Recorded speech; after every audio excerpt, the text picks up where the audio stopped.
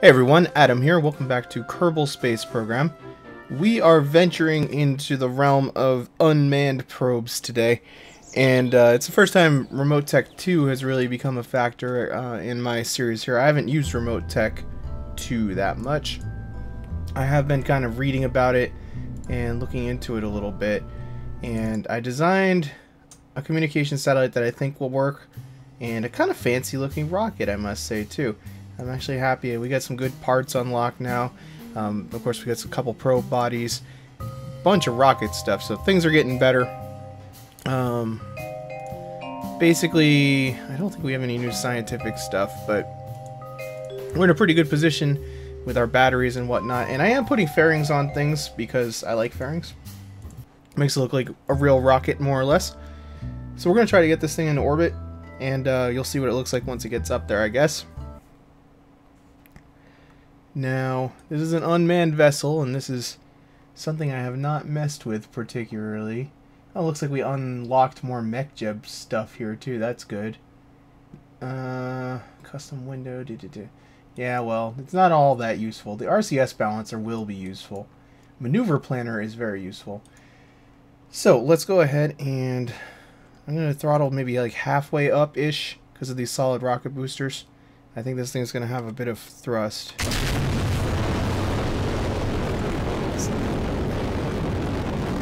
So, I actually don't know the correct orbit to really put these things in. I know that the antenna that I have, the omnidirectional antenna, only has a range of about 2.5 or 250 kilometers, I think it, or 250 million, 2.5 million kilometers, that's it. Sorry about that, couldn't remember.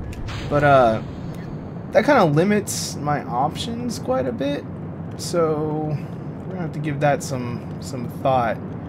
I do not know the altitude for semi-synchronous orbit around, or actually I guess it's not a semi-synchronous, it is a synchronous orbit around Kerbal, or even a semi-synchronous. It's not stationary is what I'm trying to say. I don't care about stationary orbit right now. It's nice having a drone. We don't have all that life support nonsense to deal with. So I'm hoping to get most of the way up to orbit here with this stage. What I might do is just see what this stage can kind of do, and then we'll decide on an orbit from there. It doesn't really matter particularly, I don't think, as long as it's less than 2.5 million kilometers. So let's go ahead, now that we are kind of out of the atmosphere enough, and ditch our fairing there. And I should probably deploy some antennas here too, so we don't lose communication with stuff. So why did that antenna not in the action group? Well, we don't really need both of them activated yet anyway, so let's go ahead and target the... Actually, I don't want to target Kerbal Space Center with that yet. I want to see what the range of this antenna ends up being, so... Alright, so we can get up to about 300,000 here. So these are going to be low orbiting antennas to be sure. That's kind of glitching through there. That might be a problem. I don't know why, but that makes me uncomfortable. So let's go ahead and get our maneuver planner out, since that's going to make life a lot simpler here.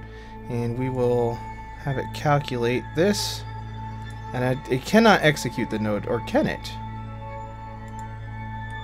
I guess it can. Huh. So that has 800 required. How much delta V do we actually have? Yeah, so we have plenty to do this orbit. Well, that's going to make things convenient. I didn't know that MechJeb could do that quite yet. I think we might end up losing communication with the Kerbal Space Center. No, we won't. We won't. Maybe for the second part of this maneuver we will over there. That could be an issue.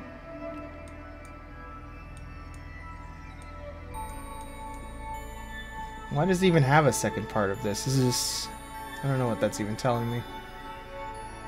Alright, let's see what we get out of this. Is it actually going to execute it? It's trying to, but I didn't activate the stage, did I? Oopsies. Well, This is going to be convenient because now I won't have to circularize all. I thought I was going to have to put all these satellites into orbit manually, which I did not want to have to do. So I'm actually really happy about that. Because I'm probably going to, at this altitude, put in quite a few, I would think. We're going to get out of comm range before too long, but I think we're alright. And I will fine-tune. They still have fuel on board, so I'll fine-tune these orbits a little bit in the future. I don't really particularly care what orbit they're in, because they're all going to have to be phased into correct orbits anyway. And yay! That makes my life so much easier. I know I kind of abuse MechJeb to a certain degree, but let's go ahead and remove the nodes. I know that that's not perfect, but I don't want MechJeb trying to do stuff. So, this has a couple, actually, yeah, this has a radiator on it. The main body is actually made out of a radiator, so hopefully our waste heat will be alright. It has a couple of satellite dishes, the main dish, and then 2 of these smaller dishes, which I actually want to deactivate the smaller dishes because they're not going to be used yet, and they're just wasting power. I hope it has enough power for everything I need it to do. I don't really know, but we'll figure that out. So I gotta launch a couple more of these things and start working on a constellation. I like these batteries. I'm not sure which pack these came in. I guess KW, that answers that. I really like these batteries. They're much better looking. There's not too many stock parts on this. I think this engine and the solar panels and then the antenna are the only, a couple of the antenna are the only stock things on here. I wanted to try to get a temperature reading, but apparently that can't be done now. I'm putting that on like pretty much everything because sometimes I can get temperature readings and sometimes I can't. So, I don't know. Anyway, I'm going to go launch a couple more of these and I will be back. Alright, we are wrapping up the burn here for this satellite. This is ComSat 2. I boosted, now that we're in a safe orbit, I'll show you. I boosted my other satellite up here. We're starting to get some relay effects going on, which is cool. This is, I went online and looked up, this satellite here is in approximately the right orbit to be in a semi-synchronous orbit. So what I'm going to do is I'm going to try to phase my orbit to a point where these satellites are aligned correctly. So the first part that we need to do there is boost our apoapsis up to 1,585.18 kilometers, and I suppose it kind of doesn't matter when I do this because I mean that's a relatively even orbit, so it'll be a little inefficient if I do it at the wrong time, but it kind of doesn't matter. So I think what we'll do is just, am I going to be in satellite range though, because this satellite's going to drift out of range too. I think what I want to do is orbit around until we're coming up on that satellite again, and then we'll create the node, because both of these satellites now are out of contact. It's a little complicated getting all this up and running. I wanted to do this without using manned ships just because it's a lot, well, it's not easier, but it's more realistic. Generally, that's how communication satellites work.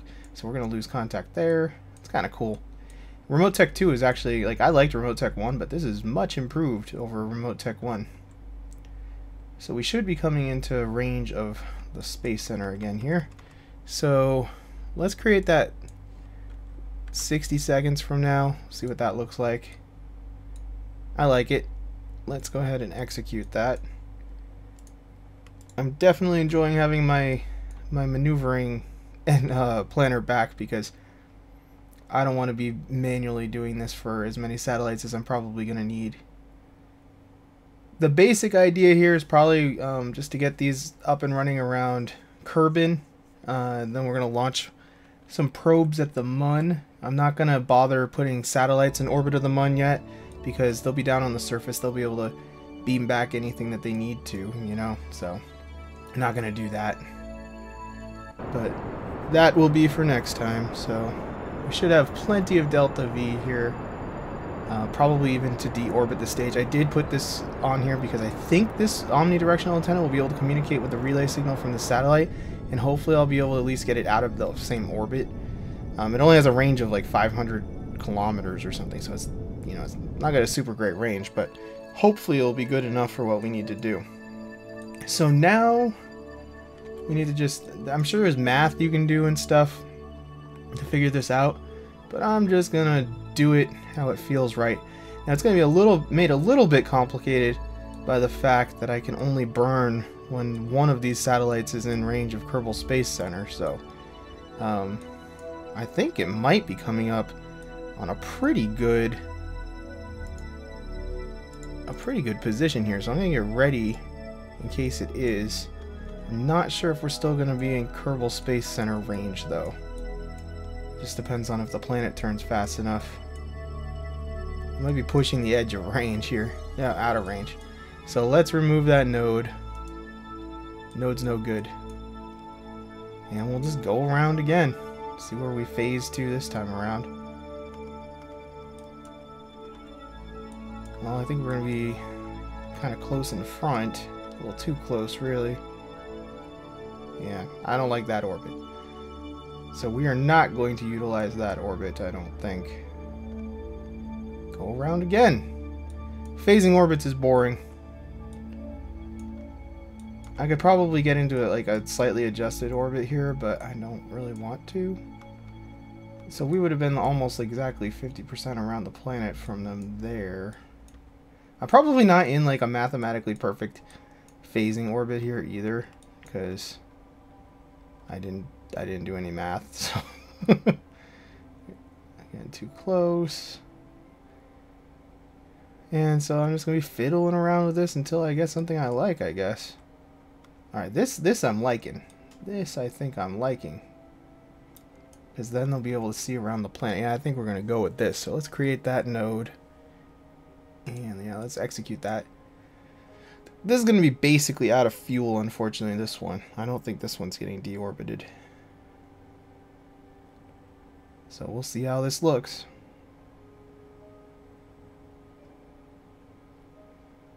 Come on. There we go. Get some time warp going. Let MechJeb handle the time warp, because I am liable to just screw it up. Yeah, it's not going to be perfectly, like, you know, I think they're more like a quarter off, but it will probably be good enough as long as I get the other satellite. Yeah, I think that'll be good enough as long as I get the other satellite fairly well done. I have to make sure I get their orbits pretty finely adjusted as well to make sure that that all works out. Are you burning here? What's going on? No, it's getting ready to burn. No, why aren't you burning? There it goes. A little late with the burn. I don't know what the deal with that was. There's not that much signal delay. Plus MechJeb's not supposed to care. That was odd. Don't know how much that mattered. Gonna have to make some fine-tuning adjustments here, but you basically get the idea. I'm gonna go ahead and get this orbit dialed in here so that these two satellites don't drift too far apart, and I'll be back with the last launch, hopefully the last launch, in a minute. Alright, so as you can see, we got another satellite up here. Those two are relaying just fine. They are a little close to each other, but I'm gonna call it good enough, and because it should be, like, you can see both of them from, you know, this point, so that should be just fine. So all we have to do is wait for this to come back into comms range, which it should when, you know, the periapsis is right here and that's there, so we're moving faster, so we'll catch up with that satellite even a little bit. Unfortunately, let's go ahead and abort the execution because it won't let me time warp while MechJeb's trying to do that. So there we go, communications reestablished. Let's go ahead and execute that node. Got a little bit of lag there, but it's all good. Oh, there's our friend Minmus out there. And I realized I didn't put a probe body on these, so I couldn't actually crash them. They didn't have enough fuel anyway, so these fuel sections are just kind of stuck. I did detach them from the other two probes already, so that kind of is too bad. I would have liked to have had enough fuel to get rid of those so they're not leaving debris up there, but it kind of doesn't matter that much. Debris is debris. It's going in the same direction as these probes, so it's not like it's ever going to hit them. Alrighty, so this one I actually got into a much more efficient orbit because I could take a better gravity turn, so it has a lot more fuel left actually. I had a much better gravity turn, because I didn't have to worry about going over the horizon and running out of line of sight communications because there were satellites over. So it helped a lot with the launch. This one should have actually a fair amount of fuel left by the time I get it up to its final orbit. So now we get to go through the phasing dance again in a moment here. And yeah, that's always fun. So let's go ahead and save, just because I have had sticky key issues and so forth. I really like the way that these are shown now too. It's a lot better. So now we just get to phase our little selves up here. Obviously this one's not going to work, so we got to go around again. Those two, they came close. They're not going to hit each other. Space is big, but they were worryingly close. This orbit might be kind of close. I might have to boost up the other side of the orbit a little bit, but this orbit's kind of looking like it might be close. And what I mean by that is boost that up so we go a little bit slower on that side if this isn't quite right. And I don't know why we lost signal there. I don't have any dishes pointed at it, actually, I just realized. Well, we'll get comms back. It's not quite a right orbit anyway. So actually, we probably better fix that. First thing first, just so it's not so confusing. The ship is wrong. The probe is named the wrong thing.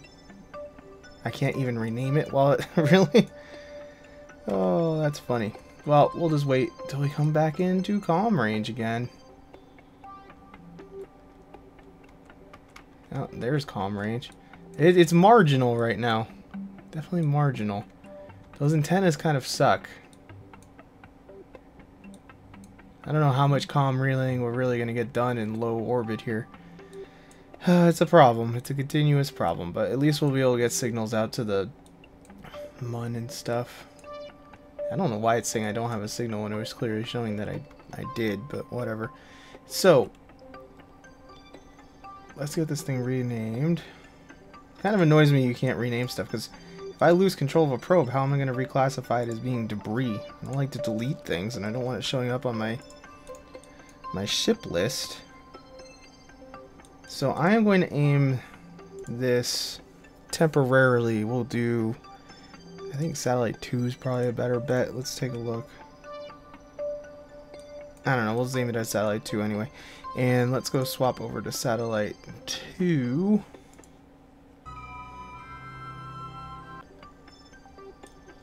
I don't like the way it zooms all the way. I don't know, it's been doing this a lot when I switch targets. If I don't go back to the Space Center and I switch targets, I have to zoom all the way in. Alright, so let's get this bad boy. No connection to send a command on. What do you... Why is this one out of contact now? Oh, because the Kerbal Space Center's on the wrong side. These are, every 3 hours they come back into range, so, well, it's more than that now, but... Okay, let's go ahead and target satellite 3. And I don't like that the debris is showing up in here, too. That's annoying. And activate... Really? We lost communications again. It's a very marginal connection. Oh, because that probe then went out of range. Alright. Whoa! I'm not hitting the button I thought I was hitting. So we should be coming back into range here in a second. Remote tech definitely makes things more complicated. I should have probably sent up manned ships to do this, but... Okay, there we go. Good to go again. It's just annoying when you get, like, marginal signals like that. There we go. So... I kind of want to just go back to the Space Center to do this, because I'm going to have to zoom in all the way again. I don't know why it's doing this. It's impressive how far away it can be. The first time I did it, I thought it didn't load my ship, because it's like, where the heck's my ship? I mean, obviously this thing's tiny, so it's hard to see, but... Oh, there it is. It's dark, too, so that makes it even harder. Alright. More phasing. Kerbal Space Program sure can be an exciting game at times. And we have to slow down with the time warp now too, because we're close to the planet. I think this might be the money here. I'm kind of feeling good about this one. Well, no, we're kind of close still. Well, around and around we go. And I'll get back to you when we actually get somewhere with this, I guess.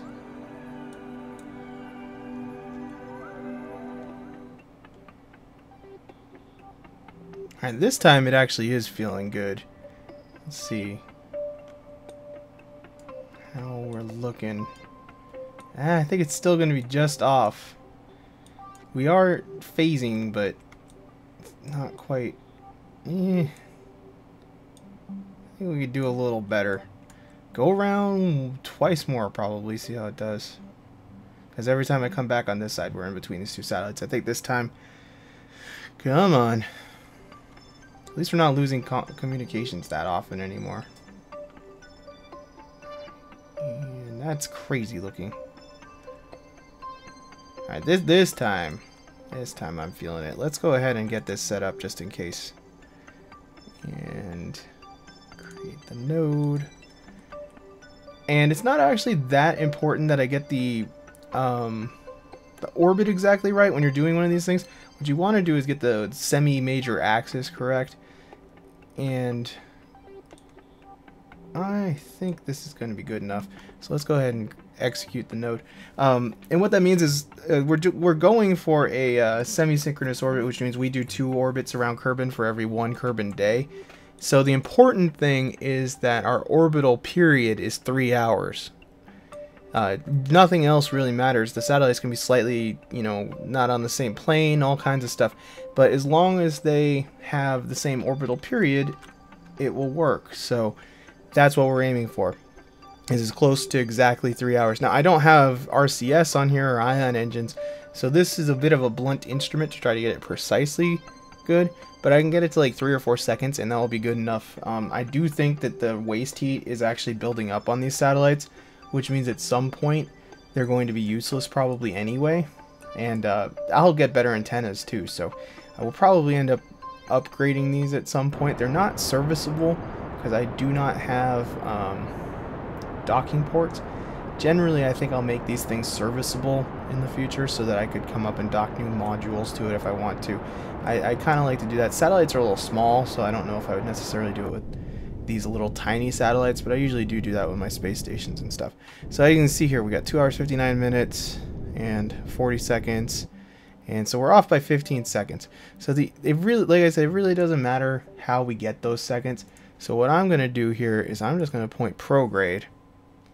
And I'm just going to give it a little bit of a burn and try to get it right here. Alright. And I'm just bumping it up. And we're like 3 seconds over. That's about as good as I'm probably going to get. So I'm going to call that good. And another thing I do want to do here is point this thing. How much fuel did we end up with left with the more efficient launch? Yeah, look at that. That's way better. That's like twice as much fuel as the other one had. Let's point normal. Actually, let's point negative normal, abnormal, whatever you want to call it. And we'll eject this thing. This does have enough force that you'll see it will change our measurements there. So I always do it normal because then it just changes our plane rather than actually changing the orbital period. Alright, and I don't like having these things on. So see, it brought us a little bit closer actually, and it changed our inclination. So we can turn this stuff off. We don't need MechJeb now. Take a look at what we got. So we don't quite have a connection there. That's slightly problematic. I may end up launching a 4th satellite to fill that gap. It's just, I mean, they just don't quite make it. It's unfortunate, but it is what it is. That means that there's really no good satellite coverage on this whole part of the planet probably, which kind of doesn't matter, but it is gonna, I mean, I think this could probably get any ship that's in orbit, but I'd rather have that extra coverage, so I think we'll probably try to square this up by putting another satellite like here. They won't be perfect, but it will work. So what else was I gonna say? Yeah, I like how these look. The batteries I think are much cooler. These KW batteries, The waste heat is an issue. I only put one of these antennas on even though it doesn't look symmetrical, but I put one of those antennas on because if you put two on, you're just kind of wasting power. You can't use two omnidirectional antennas really, so it is just a waste of power. So I did not want to be wasting power because it's kind of still an issue at this point how much power we have. And if I look here, I mean, we're fine because we're basically always going to have sunlight. We're only this far out. Kerbin's shadow isn't that big, so we'll only be eclipsed by Kerbin for a small amount of time, so I'm sure we have enough power. I wonder how the first one that I launched is doing with its waste heat. Let's go ahead and check. Not enough radiators seems to be the issue. That's actually not terrible. That's the drive section of it there. That's not too terrible. I think I feel okay about that. So this will, like I said, give us pretty good coverage of the planet. I am going to launch at least 2 polar satellites as well. Those ones, it's kind of more important that I get those correct so that they orbit exactly opposite of each other, because I always want to have one over the pole, and if it's like, you know, angled down here, I got no coverage, so I'll have to figure that out. I'm going to launch a 4th satellite just because I feel like the coverage will be better, so I'm going to go take care of that, and we'll be back in a second. Alright, so I actually did quite a lot of work. I wasn't happy with the orientation of my previous comms network. This one's still not exactly perfect. You can see the spacing's like not exact. That should be more like there if it was going to be perfect, but it's good enough. They are all in exactly 3-hour orbits. I actually launched 3 more satellites into polar orbits that are on a 3-hour orbital period as well, which means that everything should be good to go. And we'll just, I don't know, go look at one of these randomly. So I redesigned the satellite slightly and the launch vehicle so that I could get RCS on board. It doesn't look the best because I don't have the smaller RCS tank, but it can be ejected, and I probably will at some point get rid of it. But they all interlock. We should have pretty good coverage over Kerbin now. Should not be a problem anymore. So I really like the way Remote Tech shows all these connections. So you can see it's going to start looking like a Tholian web at some point, but looking pretty good. So I think in the next episode we're going to be launching a couple more satellites now that we have this comms network done. There's a new mod I want to try out, what's it called, ScanSat, I think it's called. I don't remember, but it's basically an ISA MapSat replacement because, well, ISA doesn't really work particularly well anymore, and everybody says that it's a lot less resource intensive, takes up a lot less memory, so we'll have more memory free for other mods. So hopefully it'll be stable and it won't crash the game a lot, but we'll find that out next time. So thanks for watching. See you later.